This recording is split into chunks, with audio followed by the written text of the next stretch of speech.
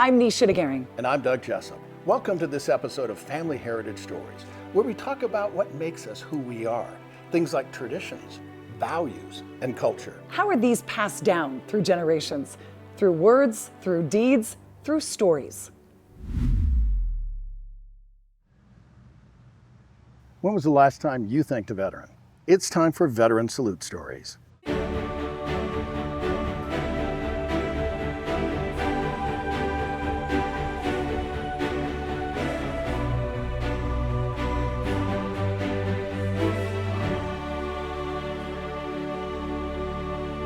What's dust off mean to you? What's really interesting is the way people talk about dust off. Medevac is specific to the first Cav, and they have 50 cal machine guns on their doors. And people would say, well, what's the difference? And they said, well, first Cav has the guns, dust off has the balls. Because we didn't have guns on the side. Because we picked up everybody. Good people, bad people, civilians. And we were specifically assigned to the 25th Infantry Division in Kuchi. Do you remember the first time you went out and picked some patients up? Yeah. And, well, the one that I remember the most is that, of course, when you get in the country, you get a weapon, a pistol, an M16, and whatever, and you're married to it. I mean, that's your live and die.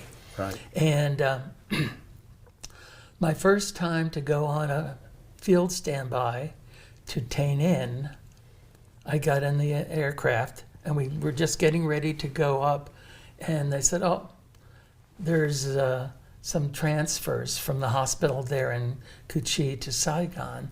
So we had to go, we had to go back to the hospital, pick up these litter patients, take them to Saigon, and then go on to Tain In. Well, when I got to Tain In, my weapons were gone. Oh dear. I know. And so what had happened, what I surmised, is that the CIDGs, which were the mercenaries that fought for Vietnam, they owned their own weapons, and so they couldn't be separated from them. And we think that when we landed at the hospital in Saigon, that they thought my weapons, which were under my seat, belonged to the CIDG. And so they took them and put them back in the hospital. So when I got to Tain In, I didn't have a weapon. But then I thought that if I ever get shot down, I'm not going to have time to use them anyway. So I never replaced them. And thank goodness for Jim, Maura's husband, being supply officer. The next time we had a helicopter that got shot down, my weapons were on it because you could combat lost them without doing all the paperwork. Okay. Veteran Salute Stories is made possible by a generous grant from the Fedora Foundation and viewers like you.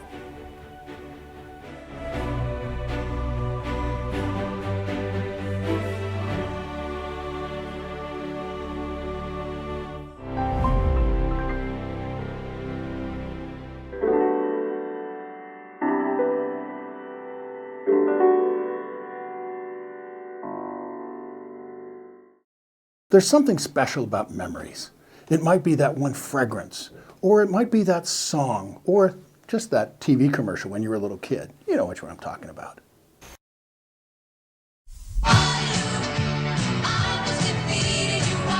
ABBA's greatest hits.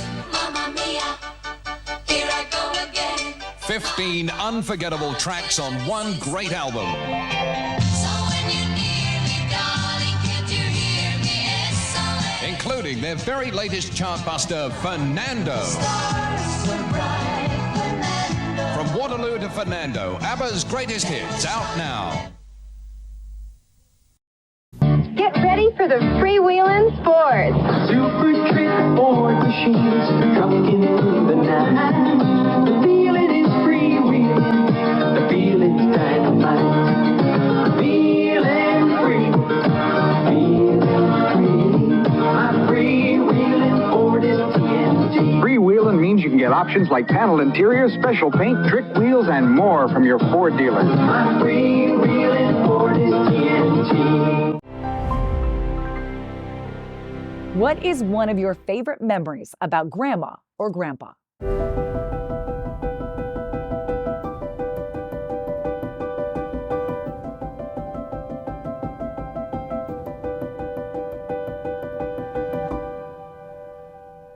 So my grandmother, Juana Thompson, she was the first female mayor in Montana. She was the mayor of Helena, Montana. And my mother had a horse. They lived up near the Capitol, and she needed a nice place to run her horse. So early in the morning, she would canter across the big green lawn in front of the Capitol. And the governor would get to work early, and he would go and then talk to my grandmother in the Capitol and say, Juana, tell Susie she cannot canter her horse on the lawn. What was her name? My mother is Susan Thompson, and my grandmother's name was Juana Thompson. She sounds like she was a lot of fun. She was a pistol. Okay. So tell me another story about your grandma. Let me see. She was just incredibly kind. I remember going on walks with her, and every person we'd meet, she'd say hello to. You're watching Family Heritage Stories. We'll be right back. Your history is everywhere, if you know where to look. But searching through all this? Are you kidding me?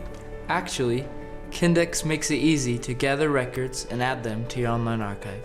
So everyone can jump in and index their records, making every word searchable. With Kindex, I know them anyway.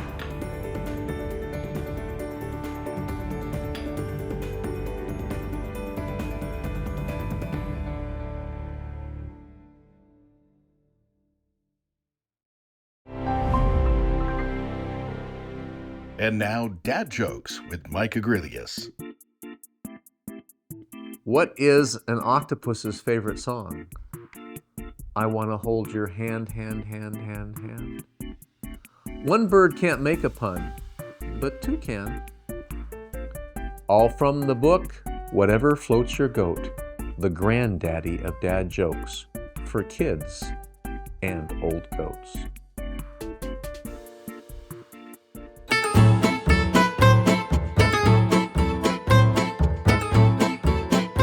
What is in Able Skiers? It is a Danish pancake that you cook in these little cast iron pans, and you slowly turn them so that they fill in and they become almost like a small donut. I've had them for years, so yeah, I know what they are. I just went, yeah. And you gotta slow cook them. You gotta slow cook them.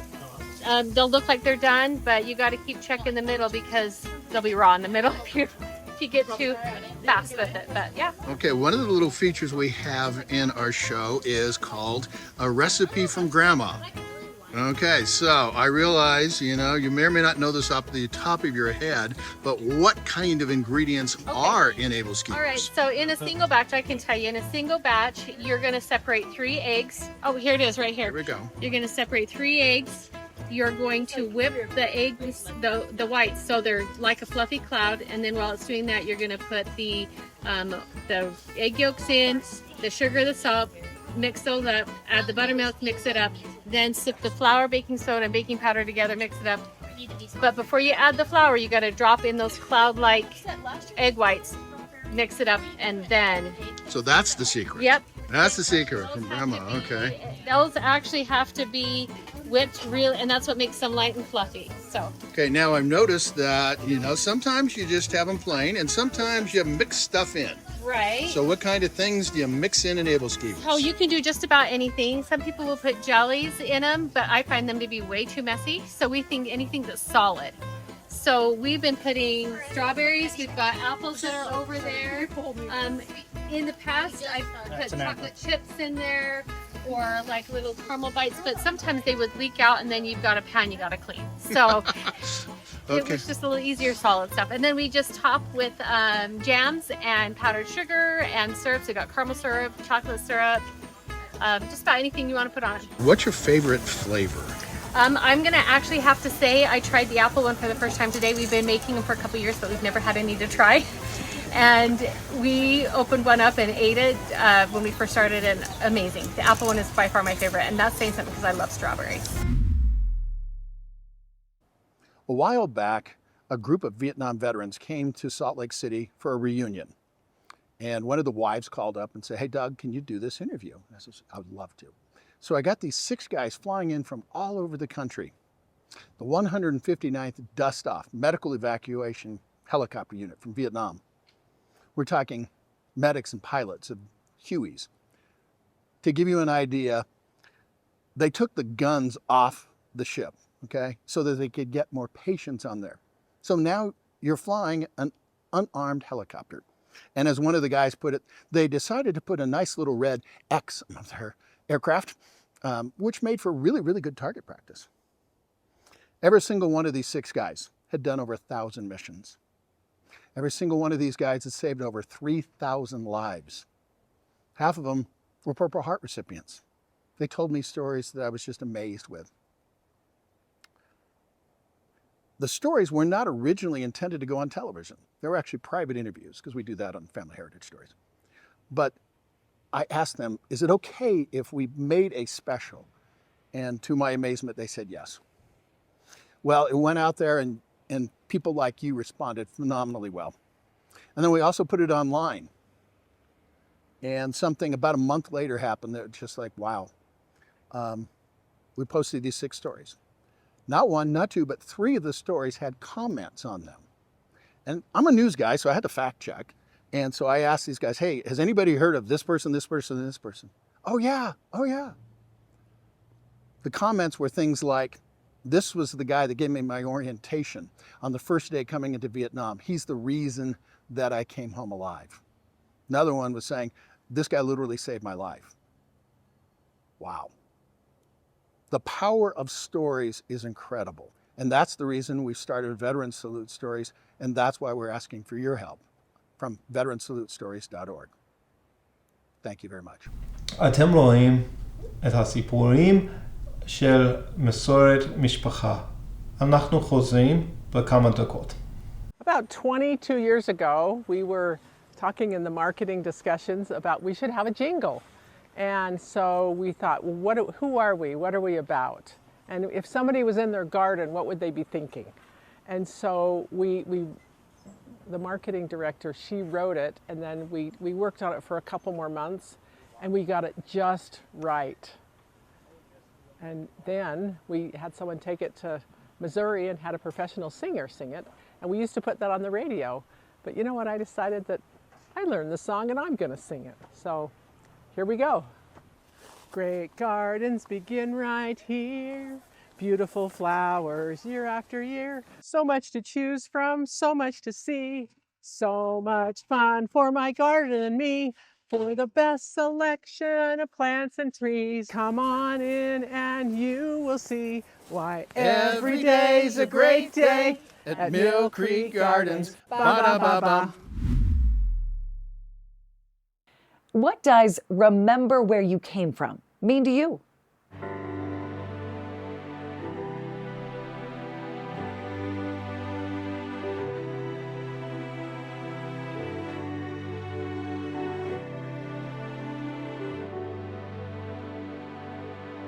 Well, recently we did 23andMe, and it may be that we don't even have any Swedish in us. So the story goes that we are from Finland, but when we got over here, they decided to be Swedish because apparently being Swedish was a little bit more received. Okay, so do you know where they immigrated? No. Okay. Oh, in America? In the U.S. Yes, Michigan. Oh, really? Where yes. in Michigan? Michigan, like the Upper Peninsula. Do you know what part that? of the the upper part of the mitt. So this turns into the upper. Tell me about one of your grandmas. Okay. Well, because we're at the garden right now, I am thinking of the grandmother, my mom's mom, that took care of me while I was growing up. And she had one of those side gardens on the side of the house. So she had the grass in the side garden. And I remember my first prick from the rose bush, like playing in the garden, the side garden, and getting the first thorn, and it went in deep. So I had my first experience of pain from the most beautiful, highest vibration plant that there is. Yeah, what did Grandma do? I think she had to literally suck it out. I think it She kissed it better. She sucked it out. Okay. Like it was the thorn was in my hand. Oh, okay. Yeah. Thanks for pulling that story up. There you go. Okay. Ed Cameron's kidneys are failing. We met while he was getting dialysis. That long tube you see over there on the end right there is the actual artificial kidney, and the blood runs through that. It's filtered, it runs back through, and then it goes back into my body. And they basically take everything out and put everything back in. Ed served in the Army and was stationed in Germany. Coincidentally, Ed's neighbor in American Fork, Spencer Cannon, did as well. We didn't know each other then, but when I found that out, that we had served in Germany at the same time, that made our bond closer. These brothers in arms share a love of music. When I first met Spencer, I remember seeing him sing in church, and I thought, isn't that the sheriff? That's not the only thing they're going to share. Spencer is donating a kidney to Ed. He told me I need to start getting some people tested for kidney donation. And I said, well, I'll get tested, see if I qualify, see if we're a match. It is absolutely incredible that a white person is going to step up to the plate for an average Joe, black person and donate a kidney to save my life. The surgery was successful. Spence, you just saved my life, bro. You made my life better. Visiting after surgery, they're both a little tender, both in body and spirit. Behold, 'tis eventide. At 2% kidney function. He came in at the nick of time, just like a first responder, and he saved my life. I'm grateful, bro. It was the right thing to do. Thank you. There is a lot you can learn about traditions, values, and culture when you travel.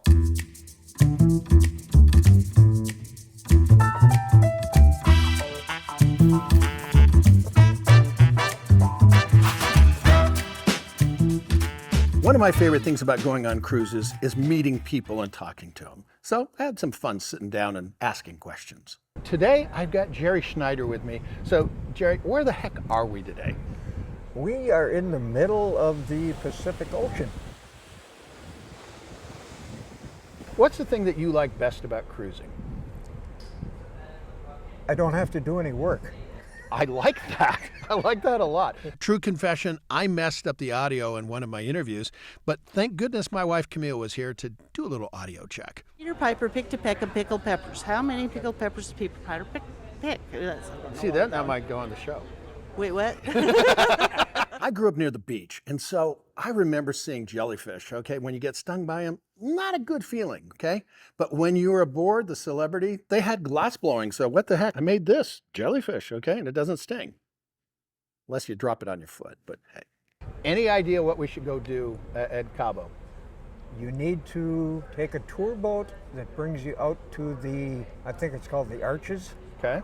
It's a entry of the harbor. Okay. And it's a well-known tourist destination. Gotcha.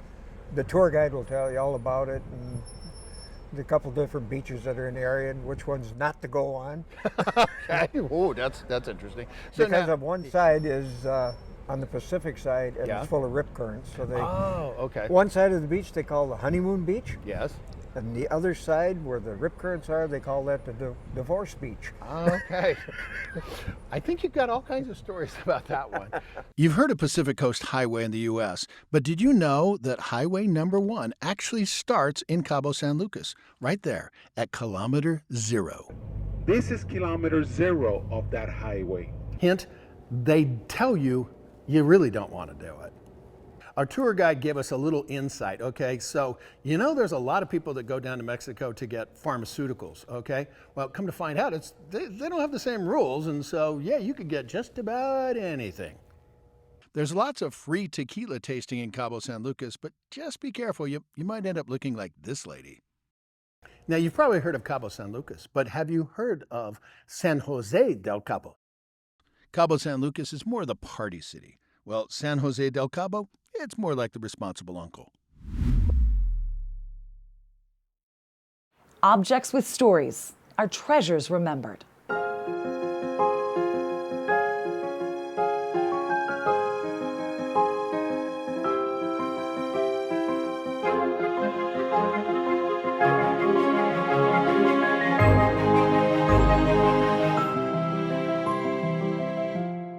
With me today, Dr. Micah Christensen from Anthony's Fine Art and Antiques. So, okay, Micah, I'm going to ask you a question, and you know it's Jeopardy round, so you got to make sure you answer in the form of a question. Okay. This painting was featured in the 1873 World's Fair. What is Leaked or Light by Gabriel von Max? Ding, ding, ding, ding, ding, ding. So this is the painting we're talking about. That's right. Beautiful subject. Tell me a little bit about it. So this painting is by Gabriel von Max. In the 19th century, he was a famous artist for doing these kinds of recreations of early Christian worshipers. And that's what the scene is. This is a blind slave girl who was an early convert to Christianity when Christians were heavily prosecuted under Roman law. And she is sitting at the entrance of the catacombs offering lamps to those who are going to worship in secret. Now, the catacombs were these ancient burial grounds that are still, you can visit them in Rome today, and this little girl with oil lamps welcoming those who come to worship. She knows the passages, not everyone knows the way, and she's going to tell the next comer who's walking from the darkness into the light of the oil lamp to be told how to get to the meeting. So I noticed that her eyes are closed. She's a blind girl. This is based on an actual martyr. And one of the versions is that she was a blind slave girl who knew by memory the passages where Christians worshiped. And that her fatal mistake at the end, and maybe it's not a mistake because she was destined to do this, was she showed the emperor's wife, who was a secret Christian, how to get to a meeting. And then she was captured afterwards, killed, and sealed her salvation as a saint in that way. We did the little Jeopardy round. What in the world does Jeopardy have to do with this painting? This was owned for a very long time by Alec Trebek. Really? Of Jeopardy fame. The guy? Yes, Okay. yes, absolutely. And it had been in his collection until his death, and now it's here. Wow. Well, everyone has a story. Objects with stories are treasures remembered. From old paintings to new videos on your kids' devices, we're all trying to do one thing. We're trying to make a connection. It's the power of stories. How powerful are stories? We asked Maura. It's priceless. It's priceless to me because when I was first sitting with the guys listening to their stories, it's something you just can't get back. And there's a lot of stories I wish I would have had recorded from my dad, my mom, my grandparents. So at least we were able to get these stories recorded. And to have them videoed and digitized is key because the younger generation, you know, sitting with my nephews, doing homework with them over COVID, they weren't looking at books, they were looking at screens, and they can look at this on a screen. Everyone has a story. Sometimes those stories are told through music.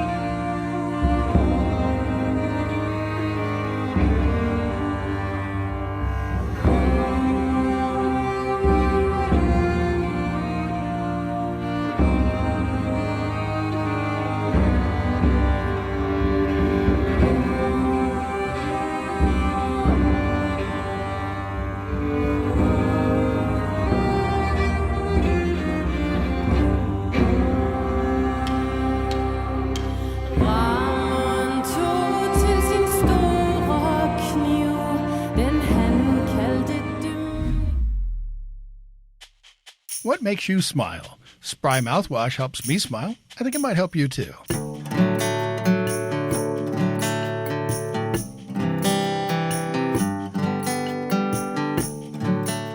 It's our honor to be able to help people remember where they came from. If stories are not passed down from generation to generation, they become lost.